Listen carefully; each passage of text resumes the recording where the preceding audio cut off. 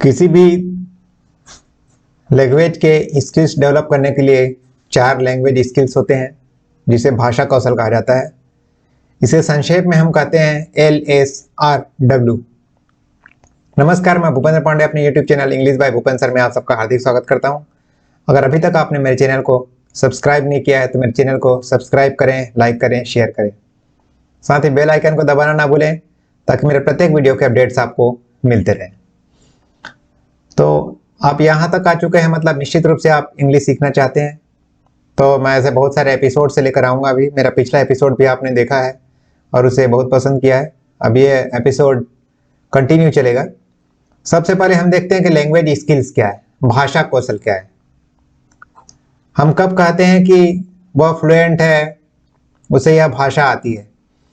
किसी भी लैंग्वेज को सीखने के लिए 4 लैंग्वेज स्किल्स डेवलप करना होता है।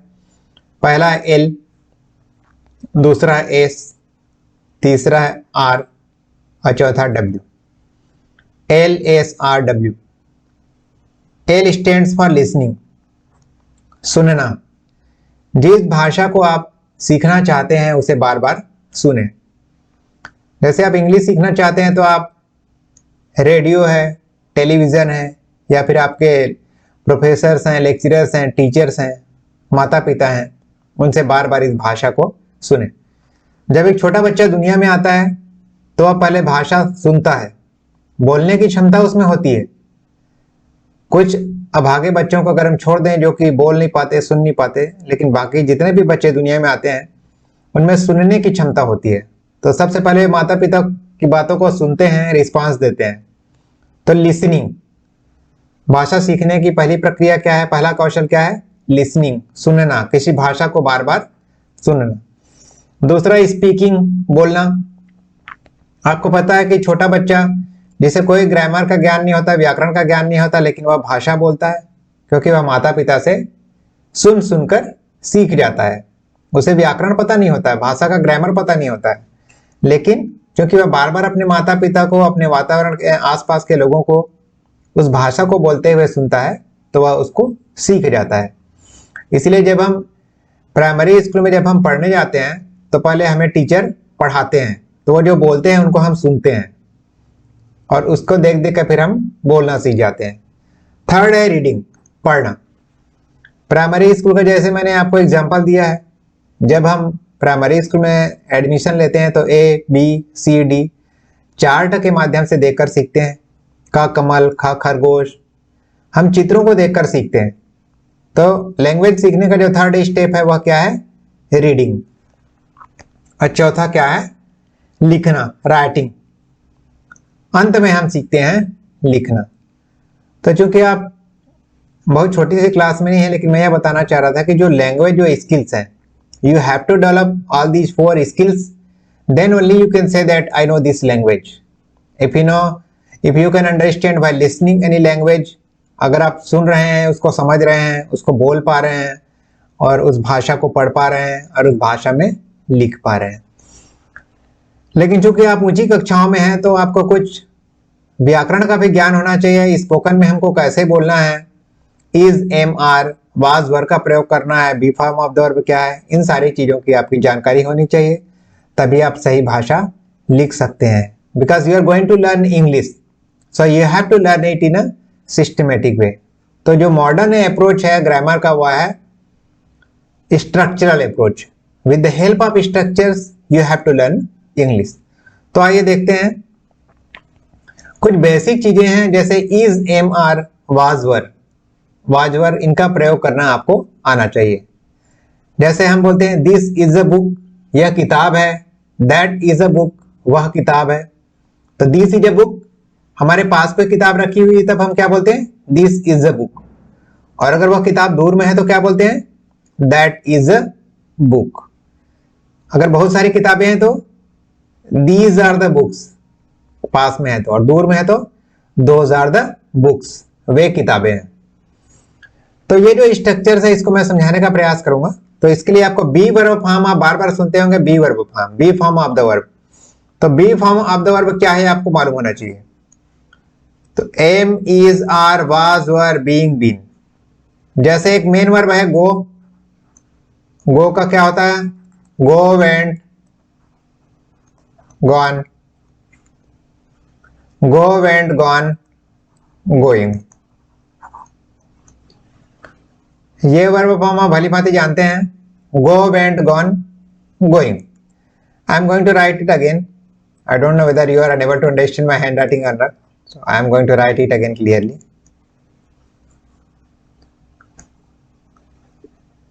Go, go, went, gone, and going.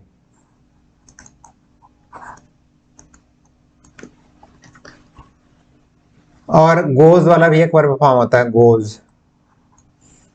तो ये हो गया आपका V1, ये V2, ये V3,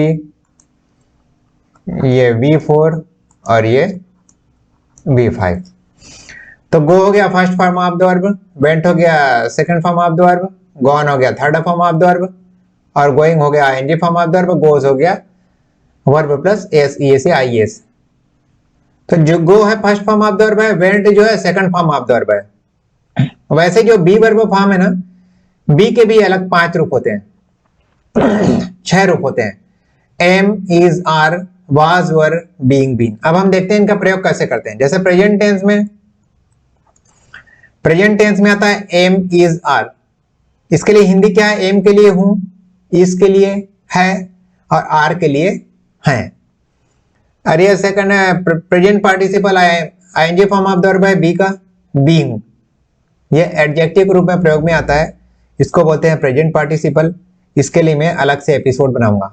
present participle, past participle, इसके लिए मैं अलग एपिसोड लेकर आऊंगा। पास्ट टेंस मतलब second form of the verb. तो यहां पर क्या आ गया? Was verb. हिंदी में इसको बोलते हैं था, थे, थी। पास्ट टेंस के लिए हिंदी क्या होता है? वाज वर्ब के लिए वाज के लिए होता है था और थी, और वर के लिए क्या होता है? थे और थी। ये वर है, इसको वेयर नहीं बोलना है आपको, ये क्या है? वर है, वर। इसके बाद पास्ट पार्टिसिपल मतलब third form of the verb. जो बी है उसका third form of the verb क्या होता है? बीन। जैसे यहाँ third form of the verb gone है ना, वैसे यहाँ पर बीन होता है। तो third form of the verb को बोलते हैं past participle form of the verb, और ING form of the verb को बोलते हैं प्रेजेंट पार्टिसिपल। तो बी के लिए मैंने बताया। अभी हम बेसिकली देखेंगे is, am, are, was, were, इनका हम कैसे प्रयोग करते हैं।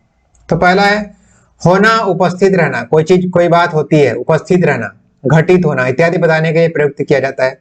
आप एग्जाम्पल्स देख लिए, बेसिकली आपको एग्जाम्पल से याद रखना है। नियम तो मैं बता रहा हूं आपको।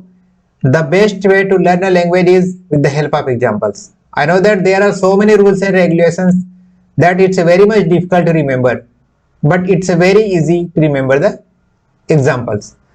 बार बार आप एग्जाम्पल को पढ़ेंगे, दोहराएंगे, नए नए सेंटेंसेस बनाते जाएंगे, तब आप बहुत ही आसानी से इंग्लिश को सीख पाएंगे।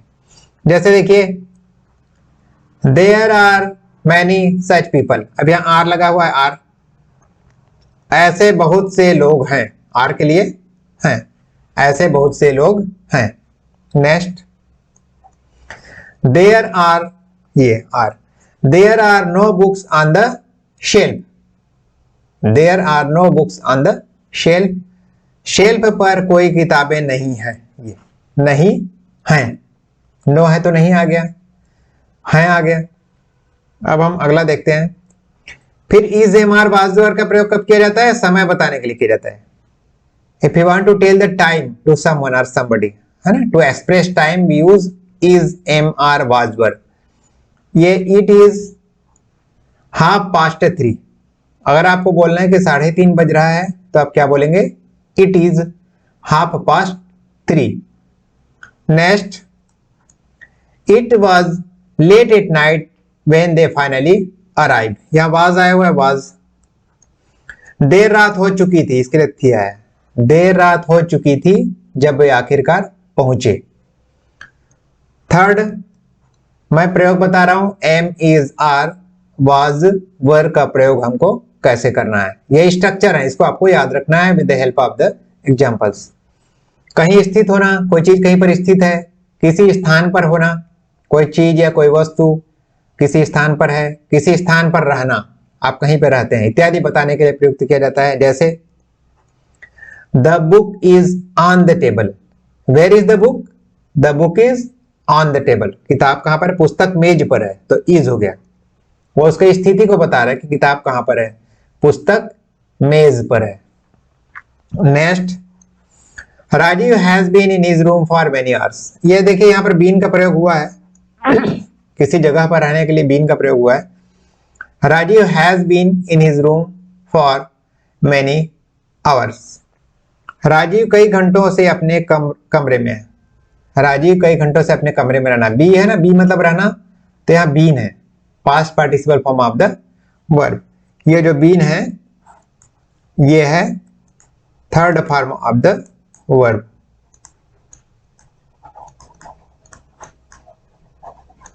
ये third form of the verb be है, बीन, जिसको हम बोलते हैं past participle form of the verb. इसको हम बोलते हैं past participle form of the verb बोलते हैं। राजीव कई घंटों से अपने कमरे में है। नेक्स्ट, कोई स्थिति या गुण प्रकट करने के लिए प्रयुक्त किया जाता है। इज, एम, और वाज, वर का प्रयोग कोई स्थिति या गुण इत्यादि प्रकट करने के लिए किया जाता है। जैसे honesty is the best policy, is लगा हुआ है। Honesty is the best policy बचपन से पढ़ते आ रहे हैं। ईमानदारी सर्वोत्तम नीति है, जिसका हिंदी हो गया। अपना परिचय देना है, परिचय, नाम, रुचि, व्यवसाय इत्यादि बताने के लिए प्रयुक्त किया जाता है। Is, am, are, was, were का प्रयोग हम कब करते हैं? अपना परिचय देने के लिए, या अपना नाम बताने के लिए, अपना रुचि बताने के लिए, अपना व्यवसाय बताने के लिए, है ना। हमारा प्रोफेशन क्या है, हम किस चीज में इंटरेस्टेड हैं, हमारा नाम क्या है, और अपना इंट्रोडक्शन क्या है। जैसे देखते हैं, आई एम राहुल, ये अपना इंट्रोडक्शन दे रहा है, मैं राहुल हूं, ये प्रोफेशन बता रहा है। आई एम अ टीचर, मैं एक शिक्षक हूं, यहां पर यह क्या बता रहा है? अपना प्रोफेशन बता रहा है। आई एम अ टीचर, मैं एक शिक्षक हूं। I am an engineer, I am a doctor, I am a professor, ऐसे आप अपना परिचय देते हैं।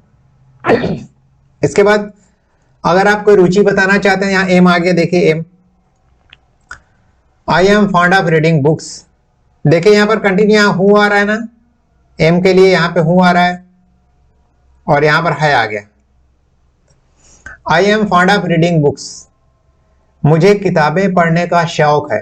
फॉन्ड ऑफ मतलब एक फ्रेज है, मुझे किताबें पढ़ने का शौक है, तो ये अपनी रुचि को बता रहा है कि क्या शौक है, रुचि बता रहा है। यहां पर शौक मतलब यहां पर रुचि,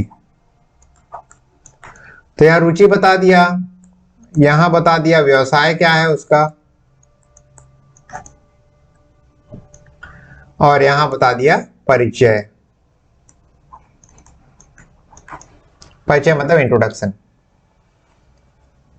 तो इस तरह हम is, am, are, was, were का प्रयोग कर सकते हैं।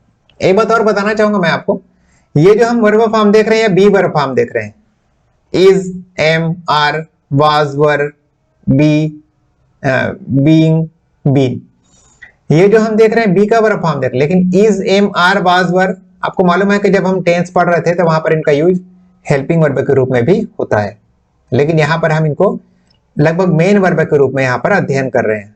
तो अलग चीजें, दोनों कंफ्यूज नहीं होना है आपको। यहां पर ये हेल्पिंग वर्ब्स नहीं है, यहां पर ये मेन वर्ब के रूप में प्रयोग में लाए जा रहे हैं। ये बी के अलग अलग वर्ब फॉर्म है जो मेन वर्ब के रूप में प्रयोग में लाए जा रहे हैं। तो यहां पर जब बी जैसे हेल्पिंग वर्ब होगा, बी अगर हम हेल्पिंग वर्ब के रूप में प्रयोग करते हैं तो क्या होगा? हेल्पिंग वर्ब, हेल्पिंग वर्ब भी होता है इज, एम, आर, और वाज, और वर। ये हेल्पिंग वर्ब के रूप में हम इसको स्टडी करते हैं टेंस में, प्रेजेंट टेंस और पास्ट टेंस में, खासकर कंटिन्यूअस टेंस में हम इसको प्रयोग करते हैं। लेकिन यहां पर जो हम बी वर्ब फॉर्म पढ़ रहे हैं तो किस रूप में पढ़ रहा है? मेन वर्ब के रूप में। Is, am, are, was,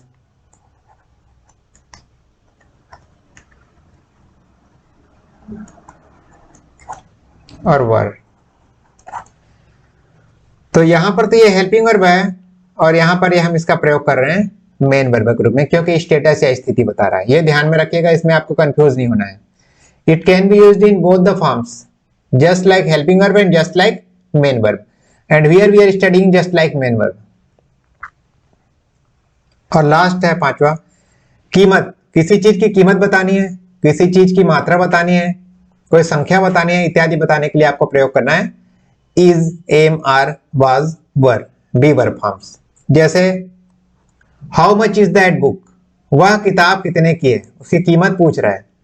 how much is that book, उस किताब का मूल्य क्या है, वह किताब कितने रुपए की है। ये देखिए इज आ गया और इसके लिए आ गया have. Next, there are 20 books on the table, ये संख्या बता रहा है कि टेबल पर कितनी किताबें हैं। मेज पर 20 किताबें हैं, आर, ये क्या बता रहा है? संख्या बता रहा है। पहला क्या बताया? पहले में इसने पूछा कीमत, प्राइस पूछ रहा है, और यहां पर क्या बता रहा है?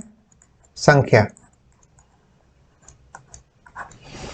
संख्या बताने के लिए आपको प्रयोग करना है are, is, am, are, was, were का। There are 20 books on the table, मेज पर 20 किताबें हैं। Next, there is 1 litre milk in the pot, बर्तन में 1 लीटर दूध है। तो ये क्या बता रहा है? मात्रा। मात्रा, बर्तन में 1 लीटर दूध है। There is 1 litre milk in the pot. तो आपको क्या करना है? बार बार इनका अभ्यास करना है, then only you can use it very easily. क्योंकि भाषा जो है प्रयोग की चीज है, प्रयोग की वस्तु है, और हम लोग प्रयोक्ता हैं। We are the user of the language. As much as we use the language, we will be proficient in that language. And there was only 1 student present, तो वहां पर सिर्फ एक छात्र मौजूद था। ये भी संख्या बता रहा है। ये क्या बता रहा है? संख्या बता रहा है। ये संख्या। नेक्स्ट, गुण बता रहा है।